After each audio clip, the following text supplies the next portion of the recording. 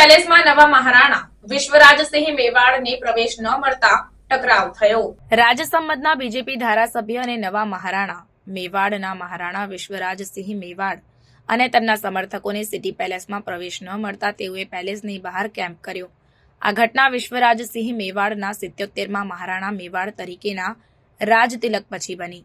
આ ટકરાવમાં વિશ્વરાજસિંહ મેવાડ, તેમના cousin doctor લક્ષ્યરાજસિંહ Mewar અને તેમના કાકા અરવિંદસિંહ મેવાડ શામેલ હતા। વિશ્વરાજસિંહ અને તેમના સમર્થકોને પેલેસના ગેટ પર રોકવામાં આવતા તણાવ વધ્યો, જેના કારણે ટકરાવ થયો।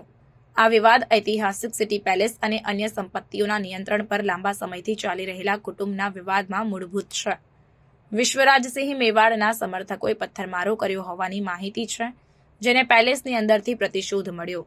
વધુ હિંસા અટકાવવા માટે ભારે પોલીસ તૈનાત કરવાની જરૂર પડી। વિશ્વરાજસિંહ મેવાડનો રાજતિલક ચિત્તોડગઢ કિલ્લામાં તેમના પિતા શ્રીજી મહેન્દ્રસિંહ મેવાડના નિધન પછી થયો હતો। રાજતિલક છતાં આંતરિક કુટુંબના વિવાદે ઉજવણી પર છાંયો પાડ્યો છે।